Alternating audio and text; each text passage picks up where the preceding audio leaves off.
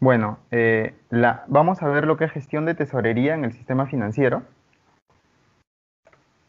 Bueno, como bien lo ha comentado César, tengo más de 5 años de experiencia en el sector financiero, viendo la parte de finanzas, ¿no? Temas de indicadores de liquidez, ratios, proyecciones, encaje, y lo que es tesorería también, el tema de operaciones activas, operaciones pasivas, operaciones de cambio, el tema de la gestión netamente de tesorería, que es netamente la liquidez. Tengo una especialización en finanzas, soy titulado en economía en la Villarreal, ¿no? Y adicionalmente a eso, tengo estudios en finanzas, en riesgos financieros y gestión de liquidez, ¿no? Que es, digamos, el complemento de lo que es la tesorería, ¿no? O sea, gestionar bien la liquidez es el complemento ideal de un buen manejo de tesorería. Entonces, vamos a empezar con lo que es sistema de intermediación indirecta, ¿no? Que el sistema financiero, ¿no? Eh, pertenece o corresponde a lo que es sistema de intermediación indirecta, ¿no? Es indirecto, ¿por qué? Porque, digamos, la banca, ¿no? El sistema financiero en general, es un intermediario, ¿no? Por así decirlo, entre los agentes deficitarios y los agentes superavitarios, ¿no? Es como un ente canalizador de recursos, ¿no? Digamos, un ente superavitario puede ser una persona que tiene excedente, ¿no? Excedente de liquidez y desea rentabilizar este excedente, ¿no? Entonces, puede acercarse a una institución financiera, ¿no? A un banco, a una financiera, una caja, ¿no? Digamos, para aperturar un depósito a plazo fijo, digamos, a un plazo de un año, a un rendimiento, digamos, de 6% TEA, ¿no? Entonces, este es un agente superavitario porque tiene excedente de dinero, lo que hace es llevar la liquidez para rentabilizarlo en una institución financiera, ¿no? ¿Y qué sucede con estos fondos, ¿no? Que capta el banco, que capta una financiera o una caja? No se los queda, o sea, no los mantiene en una cuenta de banco, no lo mantiene en su cuenta del BCR, ¿no? Sino esto la banca también lo rentabiliza, ¿no? ¿A través de qué? A través de crédito, ¿no? Da créditos, préstamos, ¿no?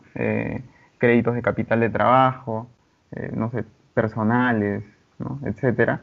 Y aquí justamente viene el core, pues, ¿no? De una institución financiera, ¿no? Que son los créditos, ¿no?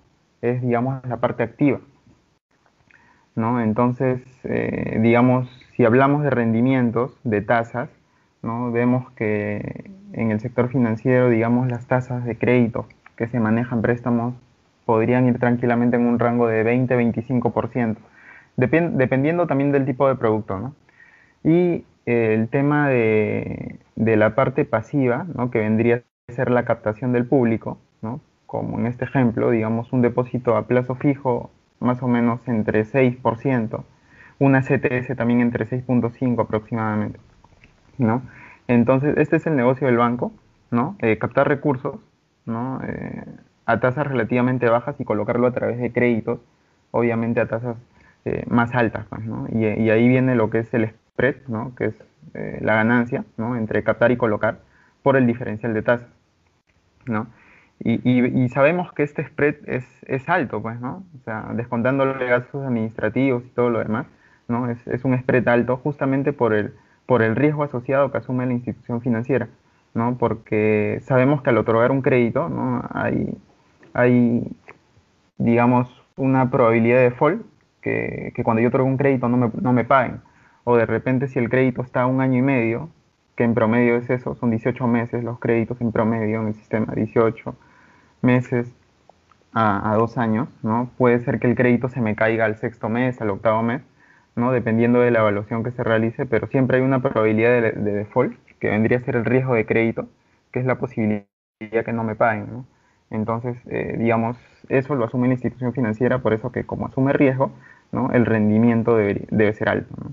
Entonces, eso es, digamos, la parte introductoria de lo por qué le denominamos intermediación indirecta, ¿no? Dentro de este sistema tenemos el mercado bancario y el mercado no bancario.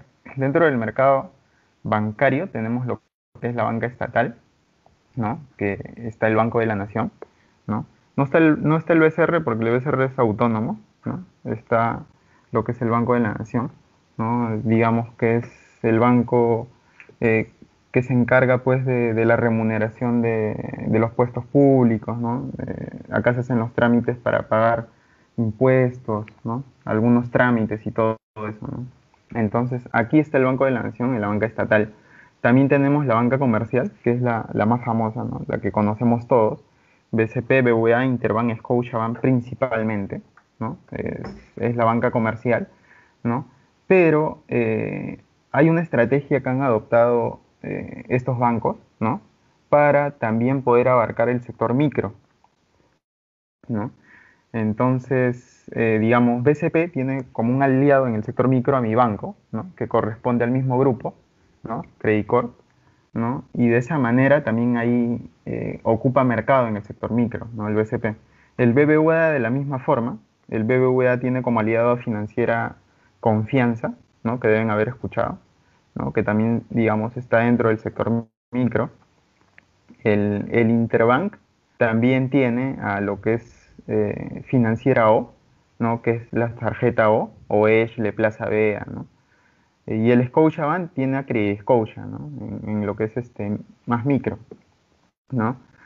Entonces, acá, digamos, los bancos han buscado estrategias aliados para también entrar a lo que es microempresa, ¿no? La microempresa, y no solamente, digamos, quedarse con los corporativos, que vendrían a ser los más grandes, ¿no? Entonces, dentro del mercado no bancario ya hemos mencionado varias financieras, ¿no? Que son los aliados. Hay financiera Capac, ¿no? Proempresa, financiera O, Confianza, ¿no? En lo que son arrendamientos, también está dentro del mercado no bancario, ¿no? A través de activos tú puedes eh, obtener liquidez, ¿no? Dentro de este mercado de empresas de arrendamiento. Y también dentro de este mercado no bancario tenemos a lo que son las cajas, ¿no? O sea, las cajas corresponden a los municipios. Dentro de la caja ya hemos escuchado de repente Caja Arequipa, Caja Metropolitana de Lima, ¿no? Caja Ica, Caja Cusco, ¿no? Caja Huancayo también, ¿no? Entonces son cajas que corresponden, digamos, a un municipio, ¿no? Por eso que una caja, por municipio puede haber una caja nomás. Entonces, las cajas también están dentro del sector no bancario, ¿no? Y también así como tenemos una caja municipal, tenemos cajas rurales de ahorro y crédito, ¿no? Las famosas crack, hay un crack raíz, por ejemplo, ¿no? Son empresas de ahorro, ¿no? Que, o sea, ahorro quiere decir que captan, ¿no? O sea, estas cajas pueden captar, ¿no? Fondos del público, ¿no? Están facultadas para eso, ¿no? Cuentas de ahorro, depósitos a plazo, ¿no? CTS. Y crédito, porque también pueden otorgar la parte activa justamente de estas instituciones es dar crédito, ¿no? Entonces hacen ambas partes, ¿no? Ambas operaciones, captan y colocan, ¿no? El tema aquí, digamos, la diferencia con las pymes, ¿no? Es que estas tienen, digamos, un costo de fondeo, por así decirlo, mucho más alto, ¿no? De las que ya hemos hablado. Al mencionar un costo de fondeo me refiero al costo en que incurren, ¿no? Por captar fondos, ¿no? O sea, no pueden captar fondos del público, entonces se fondean o se financian a través de préstamos y adeudados, ¿no? Ya más adelante vamos a comentar qué es un adeudado, ¿no? Pero principalmente como no tienen muchas fuentes, por así decirlo, de fondeo, de captar recursos, hace que su costo se encarezca, ¿no? Y acá también tenemos una diferencia muy puntual, ¿no? Para poder diferenciar, ¿no? Entre banca, financiera, cajas, ¿no? Que es el tema del capital social mínimo, ¿no? O sea, la SBS, ¿no? A través de su circular, publicada en el 2020, ¿no? Indicó los capitales sociales mínimos, ¿no? Para que puedas abrir un banco, una financiera, una caja municipal de ahorro y crédito, ¿no? Y finalmente también lo que es una caja rural, ¿no? Entonces hay ciertos criterios, ¿no? Que se establecen, ¿no? Para poder incorporar dentro de este sector, ¿no? Que algo que lo diferencia muy notablemente es el capital social mínimo que está establecido por la SBS. Bueno, ahora vamos a ver lo que son operaciones de tesorería, ¿no? Ya hemos mencionado algunas, con algunos ejemplos. Vamos a ver qué es una operación activa, ¿no? Una operación activa principalmente, ¿no? Por el core que tiene el rubro, son todos los créditos que pueda dar, ¿no? Créditos, préstamos, ¿no? Por ejemplo, en lo que es o sea, digamos su core es la tarjeta, ¿no? O sea, la tarjeta O es, es digamos, el core principal, ¿no? De lo que es financiera O, ¿no? Otras financieras son los créditos micro, ¿no? A la microempresa, ¿no? Por lo general, ¿no? Entonces, esas son operaciones activas, ¿no? Es colocar, ¿no? A través de créditos, ¿no? En el caso, digamos, de Banco Falabella también es la tarjeta, ¿no? Que ellos tienen, CMR. Entonces, esas son la parte activa, ¿no? De las IFIs, ¿no? Colocar y en caso tenga tarjetas de crédito, que por lo común todos los bancos lo tienen, ¿no? También es una parte activa, ¿no? Entonces, son esas operaciones, ¿no? Operaciones de crédito, de préstamo, ¿no? Donde le otorgan recursos a sus clientes, ¿no? Por un tiempo determinado. Y operaciones pasivas, ¿no? Son todo lo que pueden captar, ¿no? En este caso del público, ¿no? Una cuenta de ahorro, una cuenta de EPF, ¿no? Que uno podría abrir en una institución financiera.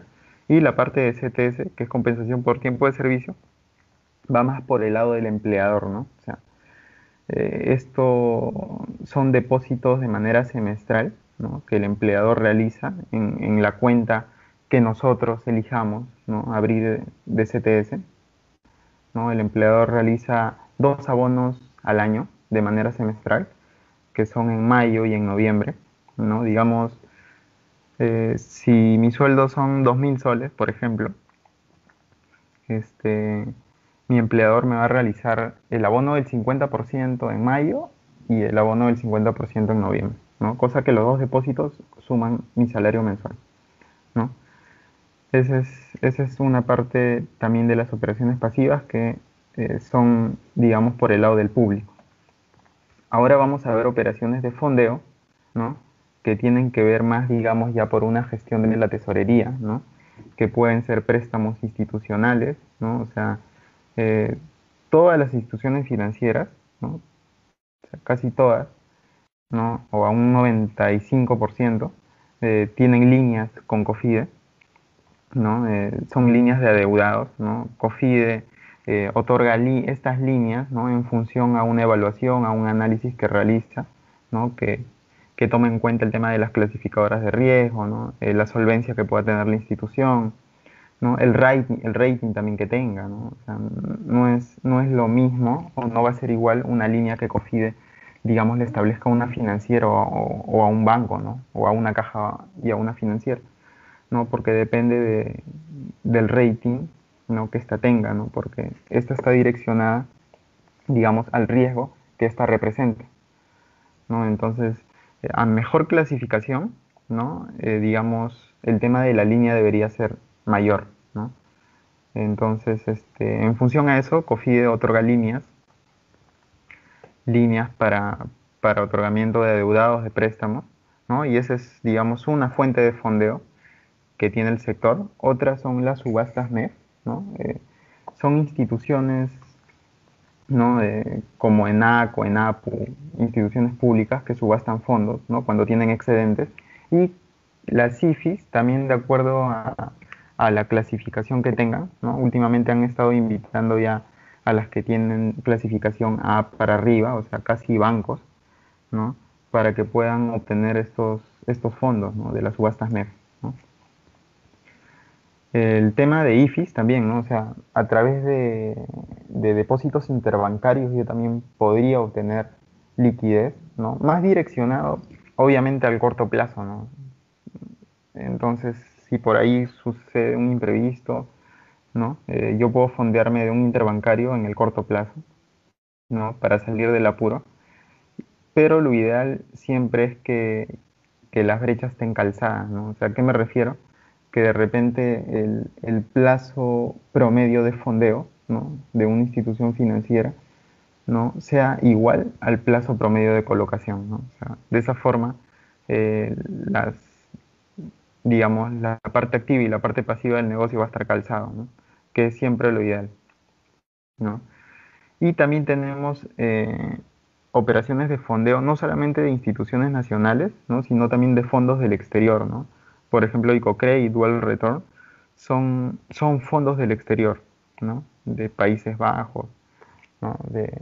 Hay fondos también de Estados Unidos, ¿no? ¿No? Y acá lo que se asume, sí, o sea, lo que ya lo asume, ya lo da por dado, es lo que genera el riesgo cambiario, ¿no? Porque cuando ellos te otorgan un préstamo, ¿no? O sea, por más que tú lo estipules, digamos, sea un adeudado en soles, ellos no te van a depositar en tu cuenta acá de Perú en soles, te abonan en dólares, ¿no? En dólares y se establece un tipo de cambio, ¿no? Tipo de cambio puede ser un promedio BCR, ¿no?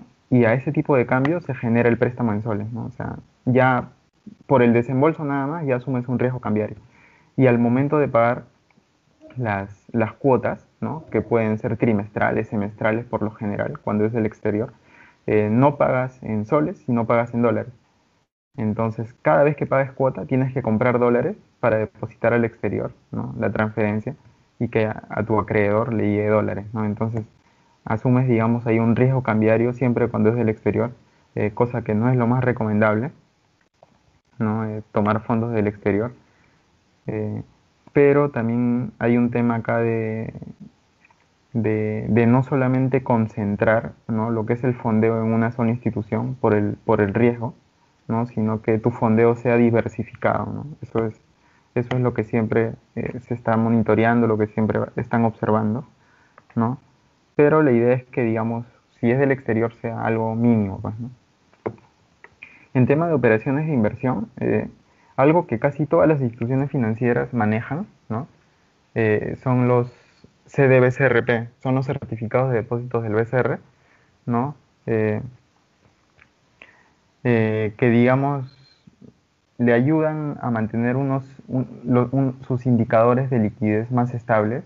Cuando hablo de indicadores de liquidez, me refiero a los indicadores regulatorios de la SBS, ¿no? La SBS coloca indicadores, ¿no? Para que puedan cumplirse en el sector financiero. Fundamentalmente hay tres: el ratio de liquidez, ratio de inversiones líquidas, ratio de cobertura de liquidez.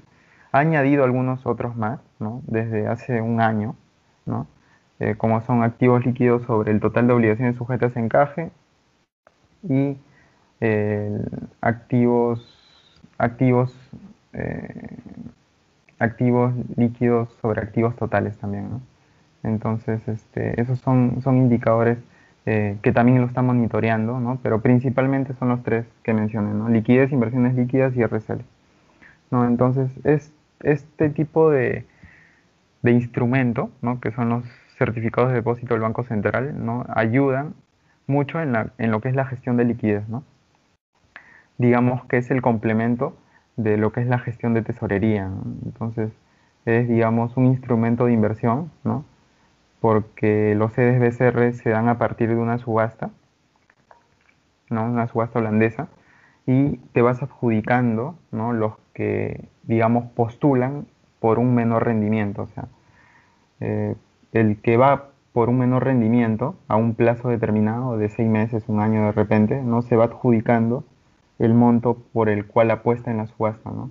Es una subasta holandesa y, digamos, es con valores nominales.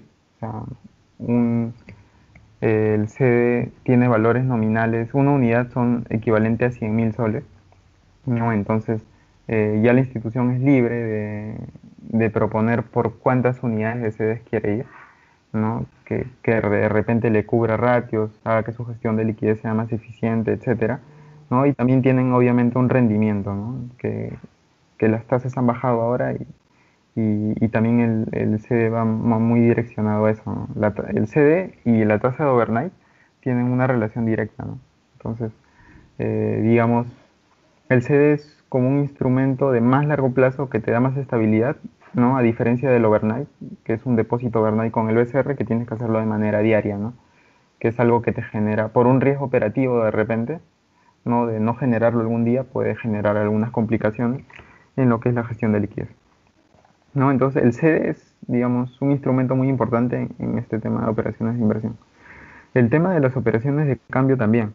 O sea, todas las instituciones, ¿no? Por lo general, por no decir casi todas, realizan operaciones de cambio, ¿no?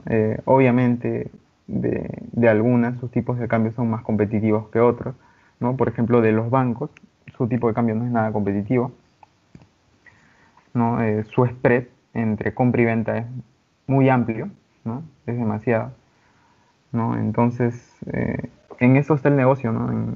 En comprar y vender divisas, ¿no? Que es, digamos, un negocio que ya todos han ido adoptando, ¿no? Ya obviamente cada institución financiera tiene sus propias estrategias, ¿no? Para vender su producto, porque finalmente la divisa o el dólar es el mismo, ¿no? En cualquier institución financiera es lo mismo, ¿no? Pero ya depende mucho de las estrategias que cada uno adopte, ¿no? Para poder tener, digamos, más clientes, ¿no? Entonces, esos son operaciones de tesorería, ¿no? Operaciones activas, operaciones pasivas. Y un tema, digamos, como parte regulatoria, ¿no? De una tesorería, ¿no? Es lo que es el encaje, ¿no? O sea, el encaje parte desde el punto de vista en que las instituciones financieras, ya sea un banco, una financiera, una caja, ¿no? Al captar recursos del público, ¿no? Eh, digamos, tiene que de cierta forma, ¿no? Respaldar eso, ¿no? Entonces, es decir, si captas fondos del público, ¿no? De manera más sencilla, digamos, el core te dice que para generar rendimientos, ¿no? Para generar utilidad, ¿no? Deberías colocar eso, ¿no? Colocar en créditos, de manera que el diferencial de tasas te dé, digamos, el spread, ¿no? El spread bancario, ¿no? Pero el encaje te dice que eso no es así. O sea, tú no puedes colocar el 100% de lo que captas del público, ¿no? Tienes que mantener como respaldo, digamos, un porcentaje en soles que es aproximadamente, bueno, es del 4%, ¿no? Es decir, si captas del público en un depósito a plazo, este, 100 soles, por ejemplo, ¿no? Tienes que encajar, ¿no? O mantener en tus cuentas del Banco Central el 4% de eso, ¿no? Eso es lo que se denomina el encaje, ¿no? Y observamos, ¿no? Acá en la lámina, ¿no? Que indica que el encaje en dólares es mucho más alto que el de soles, pues, ¿no? O sea, 35% es el exigible en dólares y el 4% es en soles, ¿no? Y eso es principalmente porque el BCR no quiere que existan créditos en dólares, ¿no? Y tampoco el Banco Central no emite dólares, no emite soles. Entonces es por eso que dice, desincentiva, ¿no? La captación en dólares, ¿no? Mediante, indirectamente, ¿no? Lo desincentiva por por el tema del exigible en dólares que vemos que es mucho más alto, ¿no? O sea, por captar 100 dólares, ¿no? Tienes que encajar 35 dólares y solamente colocar 65. O sea, aquí vemos que indirectamente el BCR desincentiva lo que es los créditos en dólares, ¿no? Y acá tenemos un ejemplo sencillo, ¿no? Que dice que Juan tiene un excedente de 100 unidades monetarias y desea rentabilizarlo en un año, ¿no? ¿Cuánto debe encajar? O sea, debe encajar simplemente el 4% que lo habíamos visto en el ejemplo anterior, no en este caso. Encaja 4 y coloca 96, ¿no? Eso es un caso bien práctico. Ahora, esto es, digamos, la parte ya del tema del encaje para poder ver el tema de la plantilla, ¿no? Hay unos componentes en el encaje que son muy importantes, ¿no? Al momento de entenderlos, ¿no? Para luego poder ya generar lo que es la gestión, ¿no? De cuánto mantener de fondos en cuenta, ¿no? Cómo proyectar mi total de obligaciones sujetas en caja y todo lo demás, ¿no? Que vamos a ir desglosando uno a uno, ¿no? ¿Qué es el TOSE? El TOSE es el total de obligaciones sujetas en caja, ¿no? ¿Y qué es el total de obligaciones sujetas en caja? Es lo que ya habíamos mencionado, ¿no? Es cuando aperturan cuentas de ahorro, cuando abren DPFs, ¿no? Y cuando mi empleador deposita CTs, ¿no? el total de obligaciones sujetas encaja en una institución financiera, ¿no? Por eso debe encajar, ¿no? Y el Banco Central le dice ya, como tú captas fondos del público, ¿no? Entonces está sujeto a encaje, ¿no? ¿Por qué? Porque es como un respaldo, ¿no? Para que no puedas utilizar la totalidad de fondos que captas, ¿no? Entonces el Banco Central dice ya, está bien, capta fondos, pero encaja. ¿Cuánto encaja? Es el 4%. Eso vendría a ser mi encaje exigible, ¿no? Vendría a ser el requerimiento del BCR respecto al TOSE, respecto a lo que capto del público. Después hay otro concepto muy importante, ¿no? Que es, digamos, ¿qué componentes me sirven a mí como institución financiera para cubrir mi exigible, ¿no? ¿Qué me sirve? Me sirve mi promedio de bóvedas del mes anterior y me sirve mi cuenta corriente del BCR, ¿no? Digamos, el tema del promedio de bóvedas del mes anterior es un parámetro, es algo que es fijo día a día. Lo vamos a ver en la plantilla con un ejemplo bastante práctico para que se pueda entender de una mejor manera. Y yo como institución financiera lo único que puedo controlar o que podría controlar es cuánto mantengo en mi cuenta corriente del BCR día a día, porque es algo sobre el cual yo tengo control y puedo manejarlo, ¿no? Y puedo decir, tal día mantengo esto, ¿no? Al siguiente día aumento o al siguiente día lo voy disminuyendo, ¿no? De acuerdo, digamos, a la predicción que se tenga. Y finalmente el resultado del encaje, que es lo que importa, ¿no? Al cierre de mes, es que mi total fondos de encaje, ¿no? O sea, lo que tengo en bóvedas en promedio más lo que tengo en cuenta corriente, ¿no? Sea mayor a lo que es el encaje exigible, ¿no? Porque si es menor, o sea, si lo que tengo en total fondos de encaje es menor al encaje exigible, ahí sí estaría en un problema, estuviera en déficit de encaje, ¿no?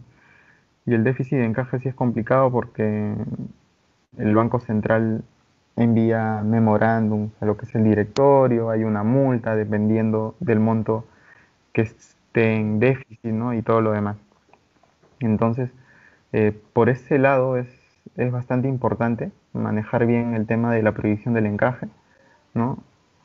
Y sobre todo coordinar acá bien con el departamento de ahorro, ¿no? O el departamento de captaciones, ¿no? Que se encarga, digamos, de gestionar principalmente estos productos, ¿no? Que son ahorro de PF y CETES, ya que en función a eso yo voy a proyectar mi encaje, ¿no? De acuerdo al crecimiento que ellos tengan, ¿no? O sea, de acuerdo al crecimiento que ellos tengan mes a mes, yo voy a generar una previsión del encaje mensual y en función al crecimiento diario ya las partidas se van ajustando, ¿no? Acá hay un tema, digamos, complementario a la gestión de tesorería que vendría a ser el riesgo de liquidez, ¿no? Porque yo como tesorería lo que busco es rentabilizar al máximo, ¿no? Obtener rendimientos, ¿no? Pero hay un área, ¿no? De riesgos, que es riesgo de mercado y liquidez, ¿no? Que se encarga, digamos, de la supervisión a lo que es la tesorería, ¿no? Entonces, este departamento sí se encarga y su función es que los límites estén dentro, ¿no? Dentro de lo permitido por la SBS, que el encaje vaya bien, ¿no? Y que la gestión de la tesorería, digamos, no sea netamente monetaria, sino que también cumpla con los indicadores, ¿no? De los reguladores, ¿no? SBS establece requerimientos mínimos de liquidez y supervisa la gestión de riesgos, ¿no? O sea, esos son los ratios de liquidez, los que mencionaba, ratio de liquidez, inversiones líquidas, de cobertura de liquidez, y también supervisa la gestión de riesgos, ¿no? Que haga escenarios, ¿no? Haga escenarios de estrés, que tenga líneas de contingencia, etcétera, ¿no? El Banco Central regula el encaje, ¿no? Que es lo que justamente estábamos viendo, y a su vez eh, existe lo que es el Fondo de Seguro de Depósito, ¿no? Digamos, esto funciona cuando tú abres un depósito a plazo fijo, en este caso coberturas de 104.000 soles, ¿no? En caso de una quiebra de la institución financiera, pues te reembolsan el dinero hasta el monto de cobertura, ¿no? Que en este caso sería hasta 104.000. Entonces es, digamos, eh, tanto SBS como BCR y como el Fondo de Seguro de Depósito, ¿no? Digamos, regulan a las instituciones financieras, ¿no? Para tener un mayor control sobre los depósitos del público, ¿no? Ese es principalmente lo que buscan las tres en la misma línea. Entonces ahora vamos a ver lo que es la plantilla.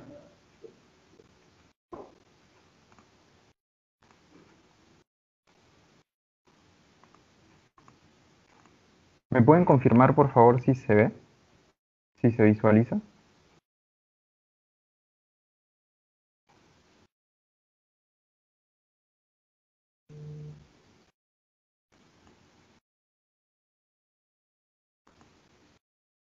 Ya, empezamos entonces.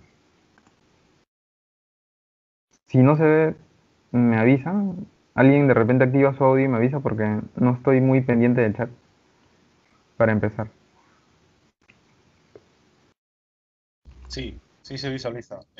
Ahorita estoy compartiendo el link de la plantilla para los que no lo tienen por el correo que está enviado en el chat y lo pueden ver. Ya, ok. Entonces empezamos. Aquí vamos a desglosar en esta plantilla, ¿no? Todo lo que ya hemos hablado del encaje, ¿no? En la última lámina sobre todo, donde explicaba qué es el TOSE, qué es el exigible, qué es el total fondos de encaje, qué es el resultado del encaje, ¿no? Y adicionalmente a eso también hay un resultado en cuenta corriente, ¿no? Es una plantilla que es bastante dinámica, está con fórmulas, está el requerimiento del exigible del BCR, y vamos a empezar detallando partida por partida, ¿no? En primer lugar, habíamos comentado el TOSE, que era el total de obligaciones sujetas a encaje, ¿no? El TOSE comprende principalmente tres partidas, ¿no? Cuentas de ahorro, DPF y CTS, ¿no? Si vamos al día uno, en este caso es una plantilla de 31 días, podemos eh, indicar que es de marzo, ¿no? Acá vemos que hay un saldo aproximadamente de 123.000 soles. Este saldo de 123.000 es la sumatoria del total de cuentas de ahorro. Digamos, una institución financiera puede tener, no sé, 50.000 cuentas de ahorro, por así decirlo, y los saldos de esas 50.000 cuentas, ¿no? Me da este monto, ¿no? El mismo criterio es para DPF. O sea, una institución financiera puede tener aperturado, no sé, 70.000 depósitos a plazo fijo y el total del saldo de esos depósitos me suman 9 millones. Y lo mismo para CETES, que esto va por el lado del empleador, como lo habíamos mencionado, y que se realizan dos depósitos de manera anual, en mayo y en noviembre, ¿no? Entonces, siempre cuando veamos un dato, ¿no? De las partidas que comprende el TOSE, tanto ahorros, DPFs o CTS, ¿no? Es el saldo total de las cuentas, siempre. O sea, no significa que son 12 millones y que una sola cuenta de una persona es de 12 millones, sino es el saldo total que mantiene en este producto, ¿no? Porque son productos. Ahorro, DPF y CTS son productos, ¿no? Y eso me da el TOSE, que vendría a ser la sumatoria, ¿no?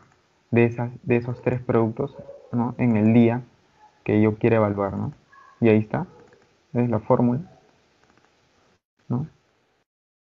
Entonces de esa manera se calcula el TOSE, ¿no? Simplemente sumo lo que tengo de saldo en mis cuentas de ahorro de PFCTS y sale el TOSE. Esa es la primera parte, ¿no? Ahora el Banco Central, ¿qué me dice? Ya, tú captas fondos del público, está bien, pero no puedes, digamos, tú captas el primer día, no tienes de saldo 35 millones, por ejemplo, de saldo. Entonces quiere decir que tú no puedes colocar, ¿no? eh, el total de fondos, ¿no? Sino debes de encajar, ¿no? Un requerimiento mínimo que es el 4%. Entonces, ¿cuánto debo encajar? Ya debo encajar 1.400.000 en promedio, ¿no? Ya, eso es lo que yo debo encajar día a día, ¿no? De acuerdo al saldo del TOSE que yo mantenga, ¿no? Y ahí está la fórmula, ¿no? Es simplemente ver cuánto de saldo tengo por el 4%. De esa manera se calcula lo que es el encaje exigible. Ahora vemos lo que es el promedio de bóveda mes anterior, ¿ya? Entonces, la manera correcta de interpretar esto es, primero, ver cuál es mi periodo de análisis del encaje, ¿no? Como es marzo, ¿no? Estoy evaluando marzo, estoy revisando una predicción de marzo, ¿no? mi promedio de bóveda mes anterior, ¿no? El mes anterior vendría a ser febrero. ¿No? Entonces, ¿qué sucede? Supongamos que que una empresa tiene, una institución financiera tiene 40 agencias, supongamos, ¿no? Aquí están los días de febrero, son 28 días, ¿no? Entonces, ¿qué quiere decir? Que estas 40 agencias, ¿no? Tienen de saldo en sus bóvedas un total de 1.023.000 en el día 1, o sea, el 1 de febrero. El día 2 de febrero, estas 40 agencias tienen en sus bóvedas un saldo de 990.000, ¿no? El día 3, las 40 agencias también tienen un saldo en bóvedas de 1.022.000 y así sucesivamente. Es el total, ¿no? Es el saldo total que mantienen las 40 bóvedas de la agencia de manera diaria, ¿no?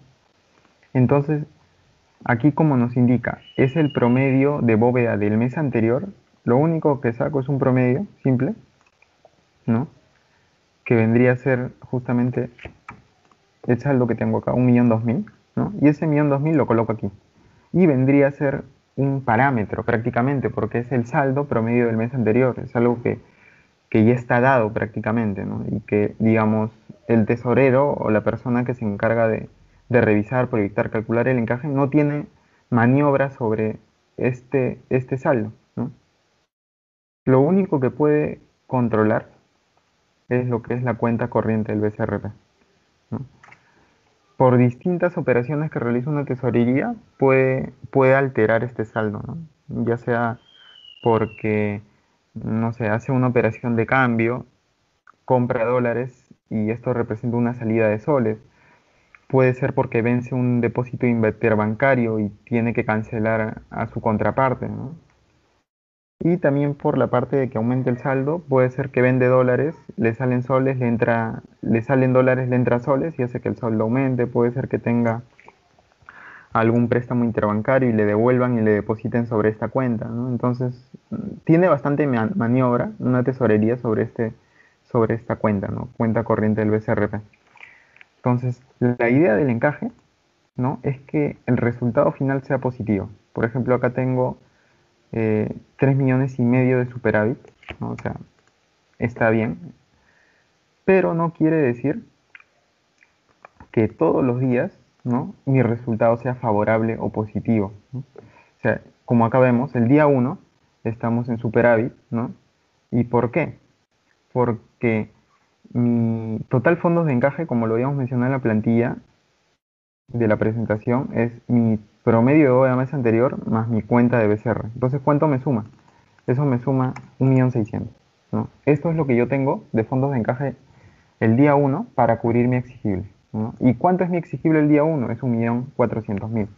Ah, ya, entonces como mi total fondos de encaje es mucho mayor o es mayor al exigible, entonces tengo un superávit, ¿no? O sea, tengo un resultado favorable o positivo, ¿no?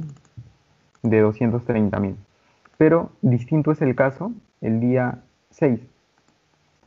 El día 6, ¿no? Yo tuve un toce de 44 millones, mi exigible fue de 1.700.000 y ese 1.700.000 yo lo debo cubrir tanto con mi promedio del mes anterior, que es el parámetro, más lo que yo he mantenido en mi cuenta corriente ese día. Y yo veo que es de 1.400.000. Entonces, como mi total fondos de encaje es menor a mi exigible de ese día, tengo un resultado, digamos, en negativo, ¿no? En ese día, ¿no? Y acá lo que importa es el cierre del periodo que termina en positivo, ¿no? Entonces, esto es una sumatoria de manera diaria, es un acumulado que va sumando mis resultados diarios, ¿no? Con el saldo del día anterior y hace que finalmente yo tenga un superávit de 3.500.000, ¿no? La idea, digamos, para generar una gestión eficiente del encaje, ¿no? Unos rendimientos adecuados y todo lo demás, es que yo tenga un superávit de encaje siempre, ¿no? Nunca puede ser esto negativo siempre, pero que tampoco este monto de encaje sea muy elevado. ¿Por qué? Porque lo que yo mantengo acá en mi cuenta corriente día a día no remunera, ¿no? Entonces, ¿para qué voy a tener, digamos, acá en esta cuenta, no sé, 3 millones, 4 millones, si eso va a hacer que mi encaje sea de repente ya no 3 sino 10, ¿no? Y no me va a remunerar nada, ¿no? O sea, la idea es que yo cumpla sí o sí con el encaje, pero tampoco que el superávit sea muy alto, ¿no? Ese es por un lado, ¿no? Por la parte del encaje. Ahora, por otro lado, va el tema de la cuenta corriente, ¿no? O sea, el BCR te dice, está bien, tienes que cumplir con el encaje, ¿no? Que está en función al exigible, pero también tienes que cumplir con un saldo mínimo en cuenta corriente, ¿no? ¿Y de qué manera se calcula? El Banco Central dice, ya, de los fondos que tú tengas en TOSE, en total de obligaciones sujetas a encaje, ¿no? Del saldo que tú mantengas, ¿no? Tienes como mínimo mantener en tu cuenta el 0,75%, ¿no? Esto también se maneja saldo acumulado, ¿no?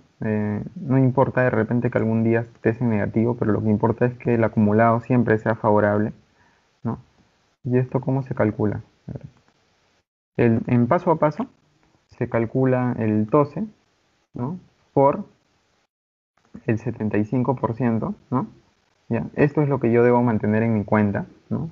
En mi cuenta corriente, o sea, aquí, como mínimo, ¿no? Pero como yo veo que el día uno he mantenido 643.000, ¿no? Entonces mi superávit debería ser el 643.000 menos lo que me pide el Banco Central como requerimiento en cuenta, que vendría a ser 378.000 y es justamente lo que está acá, ¿no? Pero este es un paso a paso y esta es la fórmula directa, ¿no? Entonces esa es la fórmula de cálculo en lo que es el resultado en cuenta corriente, ¿no? Que es el 0,75%, ¿no? Y vemos que el resultado es favorable en 18 millones, ¿no? Este resultado en cuenta corriente, algunos se preguntarán, y 18 millones es mucho, pero podría ser menos. El tema es que si este superávit en cuenta corriente baja, ¿no? Digamos a 10 millones, 12 millones, es casi al 100% seguro que este resultado de encaje sea negativo, ¿no? Entonces, la idea no es eso. La idea es mantener ambos en positivo, ¿no? Entonces, acá tenemos 3 millones y 18 millones, ¿no? Y este no podría ser menos simplemente porque haría que este resultado sea negativo, ¿no? Sea mucho menor. Y en encaje, en temas de encaje, ¿no? Si bien es cierto que el saldo no debe ser muy elevado aquí, el superávit, pero tampoco es recomendable mantener superávit de 1 millón, ¿no? O de, no sé, un medio millón o 1,5 millones, porque puede suceder, no sé, que los últimos días del mes, o sea, hay miles de formas que te vuelves el encaje, ¿no? Puede ser que desembolsen un crédito de, no sé, un ejemplo de grande, 5 millones, 6 millones, un monto grande, ¿no? ¿Y qué sucede? Digamos, a cierre de mes por lo general ocurre esto, desembolsan un crédito bien grande de 6 millones, 7 millones, un monto fuerte, y por el tema del horario a veces en cierre de mes y al ser un monto elevado, no pueden hacer la transferencia a la cuenta del cliente por ese crédito. Entonces, ¿cómo lo manejan? Hacen un depósito en una cuenta de ahorro, ¿no? Y, digamos, al siguiente día ya lo depositan a su cuenta. Entonces, ¿eso qué hacen? Digamos, en la partida de ahorros, ¿no? Se añada, digamos, los 7 millones. Acá vemos que tiene un impacto directo, pues, ¿no? En lo que es el resultado del encaje de ese día, ¿no? ¿Por qué? Porque tengo 7 millones más por los cuales encajar a un 4%. Entonces acá me impacta de manera directa, ¿no? Y es algo obviamente que yo como tesorería a veces no contemplo, ¿no? Porque a veces los créditos se aprueban última hora para su desembolso y sucede así, ¿no? Entonces acá muestro un caso real, ¿no? De cómo una gestión independiente de la tesorería, que podría ser por la parte del crédito, ¿no? Afecte a tu proyección de encaje, ¿no? Y acá, digamos, como parte de resultado o como ya a modo de resumen, tenemos el total de fondos de encaje, ¿no? Que vendría a ser la sumatoria, ¿no? De lo que es promedio de la mes anterior más cuenta corriente de BCR, ¿no? Acá está mi total fondo de encaje, ¿no? Y mi total del TOSE o del exigible vendría a ser estos 56 millones, ¿no? Que es el 4% de lo que he mantenido entonces día a día, ¿no? Entonces, como mi total fondos de encaje es 60 millones y es superior a los 56 millones que tengo como exigible, mi resultado de encaje vendría a ser favorable o positivo, ¿no? En 3,5 millones, que exactamente concuerda con lo que hemos generado acá de manera diaria, ¿no? Eso también es una forma de validarlo, ¿no? Validar saldos totales, ¿no? Con la fórmula que vaya jalando acumulados de manera diaria, ¿no? Entonces, lo que hemos querido acá explicar, ¿no? Es que la gestión de tesorería, ¿no? El tema del encaje, ¿no? El tema muy importante también de una tesorería es el manejo del flujo de caja, ¿no? O sea, todo concepto, ¿no? En una tesorería tiene que tener su parte práctica, ¿no? Entonces, hemos querido demostrar eso con esta plantilla, ¿no? Explicar cada partida por partida, explicar el análisis, explicar, digamos, cómo se calcula, ¿no? Y todo eso, ¿no? Para que, digamos, tengan una mejor noción de lo que es el encaje, ¿no? Porque a veces uno el encaje lo conoce pues de manera muy teórica, ¿no? Pero el tema más importante de conocer algo es a través de una plantilla de manera práctica, ¿no? Entonces, eh, eso ha sido todo por mi parte, ¿no? Espero que haya sido de su agrado, ¿no? Gracias una vez más por darse este tiempo de estar aquí, ¿no? Y nada, que tengan una feliz noche a todos. Gracias.